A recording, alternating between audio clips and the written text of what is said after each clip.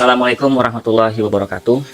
Halo semuanya, izinkan saya untuk sedikit bercerita, memberikan penjelasan secara menyeluruh dari pihak saya atas berita-berita, ejekan dan hal negatif lainnya yang mengenai saya yang sedang beredar sekarang ini, yang membuat saya dan keluarga saya sedih dan kecewa. Seperti yang Anda ketahui, hubungan pernikahan saya telah berakhir dengan adanya keputusan dari pihak pengadilan agama. Walaupun saya kecewa dan sedih, saya berusaha untuk menghormatin keputusan yang sudah dijatuhkan. Saya selama ini bersifat pasif, cenderung diam, dikarenakan saya sedang memperjuangkan pernikahan saya untuk tidak jadi berpisah. Namun karena sudah final, makanya saya ingin menjelaskan hal-hal yang menjadi simpang siur dan cenderung membunuh karakter saya. Sehingga sudah waktunya untuk saya speak up apa yang sebenarnya terjadi. Apabila penjelasan saya di sini kurang baik atau nggak diterima oleh Anda semua, saya paham. Karena semua orang punya pengertian, punya pemahamannya masing-masing. Dan saya hormatin, tapi tolong diingat, saya sebagai manusia dan saya sebagai ayah dari seorang anak saya yang Masya Allah luar biasa, Syedreva Aramuana, hanya ingin meluruskan dan menjaga marwah saya dan keluarga saya. Dari pertama saya mengenal ibunya Moana, saya hanya ingin bisa membangun sebuah keluarga yang sakinah, mawaddah, warahmah. Ibunya Moana adalah seorang wanita yang luar biasa dengan pribadi yang kuat. Dari pertemuan saya pertama dengan beliau, saya sudah yakin beliau adalah wanita yang terbaik untuk menjadi istri dan ibu dari anak saya. Namun dalam menjalani rumah tangga, tentunya ada saat-saat up and downs yang gak pernah saya sangka dapat berujung ke perpisahan. Apalagi dengan alasan-alasan yang menurut saya kecil untuk menjadi penyulit perpisahan saya.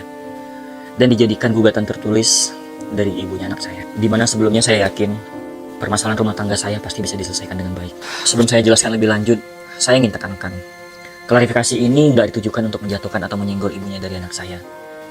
Tapi saya untuk menjelaskan apa yang saya rasakan, dan saya menolak segala fitnah yang ditujukan kepada saya dan keluarga saya. Pertama-tama saya berpisah bukan karena adanya pihak ketiga, dan bukan karena KDRT. Boleh dicek di surat keputusan pengadilan yang sudah ramai tersebar di media sosial. Walaupun entah bagaimana surat itu bisa ada di tangan-tangan orang yang tidak bertanggung jawab, dan menyingkat surat tersebut ke poin-poin yang memberatkan saya, yang merusak reputasi saya. Saya selama ini berikhtiar dengan cara diam-diam dan tawadu, agar saya bisa tetap menjadi suami dari ibunya anak saya. Saya menjaga marwah keluarga kecil saya demi kepentingan bersama. Walaupun pada akhirnya kami tetap berpisah. Itulah kenapa saya nggak pernah tampil secara gamblang membahas kondisi kami di media apapun, atau membuat konten yang bersifat menyinggung, menyindir mengenai kondisi kami. Karena saya kemarin itu masih berharap perpisahan ini nggak benar-benar terjadi. Ada poin-poin yang memberatkan atau membunuh karakter saya yang ingin saya luruskan sebelum semakin liar dan menjadi-jadi. Poin pertama yang saya mau jelaskan adalah saya bekerja, bukan pria yang maaf katanya kasar banget, mau kondo seperti yang disebutkan oleh para buzzer dengan akun-akun bodong yang menyerang semua sosial media saya, keluarga, manajemen, dan orang-orang terdekat saya. Saya pertama kali bertemu dengan ibunya anak saya dalam kondisi bekerja. Kemudian saya berhenti, pindah ke Jakarta dan untuk menikah dengan istri saya, dan langsung saya bekerja dalam ikatan pernikahan karena istri saya adalah seorang konten kreator. Semua hasil pekerjaan bareng kami, saya tidak pernah minta benefitnya, tapi saya serahkan untuk kebutuhan keluarga kecil saya. Berikutnya saya mau bahas perihal es kurma. Itu adalah saat kunjungan pertama kali orang tua saya ke Jakarta setelah kami menikah, dan mengundang mereka untuk acara pengajian 4 bulanan kehamilan anak pertama kami. Karena orang tua saya hanya berkunjung ketika kami undang. Kondisinya sedang saat sahur. Saya diberikan es kurma oleh istri saya, dan ibu saya yang seorang sarjana kesehatan masyarakat memberikan pertanyaan dengan lemah lembut. Sejak kapan Rin minum es? Bukannya Rin punya amandel? Tentu itu semua situasional. Istri saya lagi hamil muda, jadi mungkin lebih sensitif. Dan saya sebagai suami yang baru beberapa bulan, kurang sensitif menanggapi hal tersebut dan terkesan cuek. Karena tadi halnya itu yang saya pikir adalah hal biasa, cenderung masukkan seorang ibu yang biasa aja. Sebenarnya situasi ini sangat disayangkan. Dan sebenarnya juga saya sudah menegur ibu saya, tapi saya tanpa memberitahukan istri saya, sehingga dia berpikir saya tidak pernah membelanya. Ibu saya pun menyadari kekeliruan dan langsung meminta maaf kepada saya dan istri saya. Walaupun maksudnya hanya sekedar bertanya dan semua sudah diluruskan dan dimaafkan oleh istri saya. Buktinya ada di salah satu konten di YouTube istri saya. Yang kedua adalah mengenai yang orang tua saya bilang bekerja di bulan puasa. Perlu digarisbawahi, sebenarnya ini semua adalah kondisi situasional, dimana yang mungkin orang tua saya berpikir yang memang kita orang daerah, kerjaan saya itu lebih fleksibel. Syuting dan konten YouTube itu bisa kapan aja, mungkin yang dipikirkan orang tua saya adalah itu. Karena mungkin orang tua saya juga berpikir ini adalah momen dimana kita berkumpul semuanya di kunjungan pertama ini. Jadi mungkin hanya kesalahpahaman orang tua saya. Dan dari sisi menjawab, kalau misalnya Riana kerja kita mau makan apa? Ya itu memang jawaban yang wajar. Jadi menurut saya ini hanya kondisi aja yang tidak tepat gitu. Setelah semua permasalahan beres dengan saling memaafkan, pada saat lebarannya saya dan istri saya pulang ke Langsa. Dan kita di sana pulang kampung dan saya memperkenalkan semua kepada istri saya. Dan alhamdulillah di sana semua lancar dan tidak ada masalah lagi. Selanjutnya adalah perihal body shaming yang saya pernah dibilang mengatakan istri saya ini terlalu kurus. Ini adalah bentuk perhatian saya sebagai seorang suami yang melihat kondisi istrinya yang mengalami penurunan berat badan secara drastis. Dalam keadaan bercanda saya sempat menyampaikan agar lebih berisi untuk saya lebih enak peluk, yaitu sekedar bercandaan suami istri. Dan itu sebenarnya nggak bermaksud. Ini adalah karena perihal saya itu terhadap istri saya peduli terhadap istri saya. Memang saya melihat kondisi istri saya yang dia bekerja, dia sibuk ngurus ini ngurus itu. Ibunya Mona juga pernah mengomentari saya gitu, kayak maunya rambut saya tuh gayanya seperti ini, saya nggak boleh brewo karena dia tidak suka. Nah saya wajar dong kalau istri saya suka itu, ayo dong berisi dikit, jangan terlalu kurus, kayak nggak bahagia gitu. Wajar dong kalau saya juga mengomentari. Dan ini bukan sebuah ejekan atau body shaming gitu, itu nggak baik sama sekali. Dan pada akhirnya saya tidak menyangka ketika di akhir pernikahan istri saya menganggap itu sebuah hal negatif, sehingga dia sampai menginginkan maaf melakukan implan untuk itu saya tidak terpikirkan seperti itu. Berikutnya saya mau membahas mengenai masalah nafkah batin. Soal masalah sensitif ini sebenarnya saya enggan membahas secara gamblang, tapi yang pasti saya menggauli secara halal istri saya dengan sebaik-baiknya. Walaupun dinilai banyak kurangnya, perlu diketahui dalam melakukan proses ini tentu harus dengan bahagia dan hati yang tenang. Sedangkan saya selalu dalam keadaan tertekan. Dalam pernikahan ini banyak hal-hal kecil yang tidak mau saya ungkap, tapi ini harus dijelaskan kenapa saya merasa tertekan. Yang pertama, ibu saya pernah dibilang nyolong atau mencuri hampers semenjak acara Tidak Sinten Nuwana. Ini semua terjadi karena kesalahpahaman aja. Kita memang hampers itu waktu itu adalah sebuah endorsan yang mungkin harus di storyin. Jadi dimana ketika manajemen udah dapet, alhamdulillah tamu undangan juga udah dapet hampers, bahkan keluarga Ricis mungkin udah dapet. Nah pihak manajemen mungkin bahkan adik sepupunya Ricis sendiri memberikan kepada keluarga saya, kepada asisten saya. Dan dia bilang ini udah bukan punya siapa-siapa lagi, jadi bawa aja. Nah ketika sampai di rumah, Ricis minta untuk mau di storyin, ternyata hampers itu udah gak ada lagi. Padahal hamper tersebut tuh ada di kamar tamu. Dan saya tidak pernah terpikir kenapa masalah hampers ini menjadi besar. Dan yang perlu digarisbawahi, saya sedih banget. Kenapa ibu saya bisa dibilang nyolong? Padahal sampai detik ini, hampersnya nggak pernah saya kirim ke Aceh. Sampai kita selesai sewa rumah Kemang dan pindah ke Kebagusan, hampers itu masih ada. Yang kedua, mengenai cicilan rumah yang saya tidak pernah diajarin nyicil oleh orang tua saya. Saya diajarin menabung ya ketika ada uangnya beli. Saya stres menghadapi dua cicilan, yang satu rumah Gria Harmoni ini yang kita beli bersama, dan yang satu lagi saat ini rumah yang lagi direnovasi oleh ibunya Moana.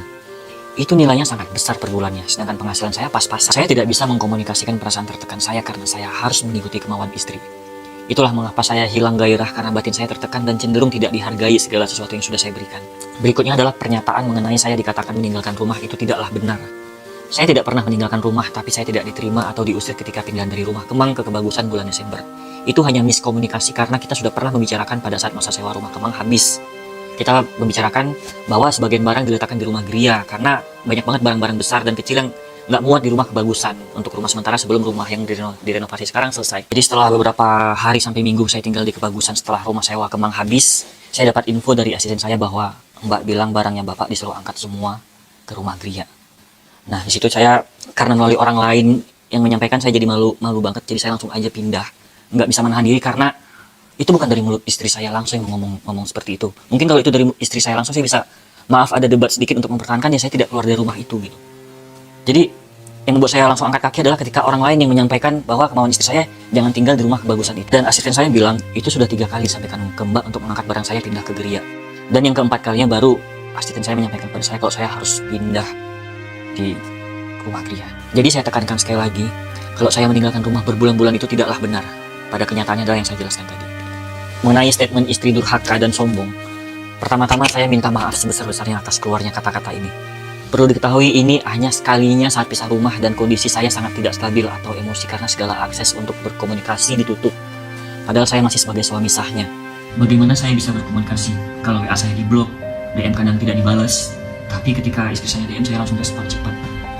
Terus kalau saya mau komunikasi sama istri harus melalui asisten, suster, bahkan harus ke manajernya dulu, nggak boleh langsung.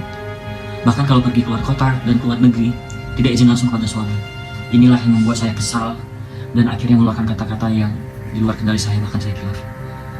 Untuk sekali lagi saya mohon maaf sebesar-besarnya. Dan yang terakhir, ini yang saya mau jelaskan, masalah uang 500 juta yang lagi ramai saat ini. Perlu saya tekankan, Saya paling sensitif masalah uang, apalagi ini menjatuhkan marwah saya. Seperti halnya contoh masalah yang dibilang saya minta nafkah sama istri. Suami mana yang minta nafkah sama istri, dan berita itu adalah tidak benar. Makanya saya langsung mengklarifikasikan, karena ini masalah uang. Jadi penjelasan masalah uang 500 juta itu adalah pada saat acara 7 bulanan Moana hamilnya istri saya. Tiba-tiba saya disamperin sama mbaknya Ricis, dan dia bilang, "Rian, ada masuk rezeki 500 juta buat Rian di rekening." Dan saya kaget, uang apa kok tiba-tiba ada uang sebesar itu masuk ke rekening saya. Terus dia bilang, "Itu rezeki Rian, itu ada brand yang masuk ke Rian cukup mempostingnya aja setiap hari atau per minggu berapa kali lah. Brandnya kalau maaf saya harus sebut karena ini emang harus jelas. Ini memang yang saya dengar dari kuping saya sendiri kalau saya tidak salah ya, karena itu sudah sangat lama. Brandnya Cindy Castle dan Easy Fit Slim yang memang harus saya promoin setiap hari dengan uang 500 juta itu. Jadi yang saya ketahui adalah uang itu adalah uang kerjaan saya. Pada umumnya saya tidak pernah tahu uang 500 juta itu adalah uang dari istri saya. Kalau saya tahu saya tidak bakal terima. Karena saya mau cerita sedikit, dulu saya pernah mau dibantu juga istri saya untuk balapan karena mobil saya ketabrak. Dia mau bantu untuk saya sewa mobil 50 juta, tapi saya tidak terima karena itu memang uang istri saya dan saya tidak mau pernah terima sekalipun selama pernikahan ini. Banyak yang bilang sebelum saya terima 500 juta itu saya tidak happy, saya mendiami istri saya. Sebenarnya saya sedang pada posisi tertekan. Saya bingung banget. Gimana caranya saya bisa mengcover acara sebesar itu? Sedangkan keuangan saya pas-pasan. Dan bagaimana mood saya tidak berubah drastis ketika saya mendengar saya mendapatkan pekerjaan dengan bayaran yang besar, dan demi Allah saya tidak tahu menahu sama sekali bahwa transparan tersebut berasal dari istri saya. Dan di samping itu karena sedang acara kumpul bersama keluarga besar, acara 7 bulanan anak saya, pastilah mood kita harus berubah menjadi lebih bahagia pastinya. Kebetulan saya mendapatkan kabar transparan itu tepat di hari 7 bulanan anak saya. Jadi saya tidak terima pernyataan bahwa saya dibayar 500 juta untuk berubah sikap kepada istri saya. Karena yang saya tahu itu adalah pekerjaan beneran dan saya melakukan SOW-nya dengan sebaik-baiknya. Demikian penjelasan saya mengenai berita-berita dan cemoohan yang tidak benar dan zolim. Kepada Anda semua, khususnya ibu dari anak saya minta maaf kalau saya bukan manusia yang sempurna. Masih banyak kekurangan yang harus saya perbaiki. Tolong izinkan saya untuk bisa hidup dan bekerja dengan baik, sehingga saya bisa memenuhi kewajiban saya untuk nafkahi anak saya Moana. Kepada Bu Icis, sekali lagi saya ucapkan terima kasih untuk selama ini. Terima kasih sudah menghadirkan Moana dalam hidup saya. Insya Allah saya akan memenuhi amanah sebaik-baiknya untuk menjadi ayah terbaik untuk Moana. Bu Icis, dengan ini saya juga melepaskan cincin pernikahan kita dari jari saya. Sebagai bukti saya sudah ikhlas melepaskan kamu sebagai istri saya. Saya mohon maaf jika banyak salah kata dalam klarifikasi ini. Wassalamualaikum warahmatullahi wabarakatuh.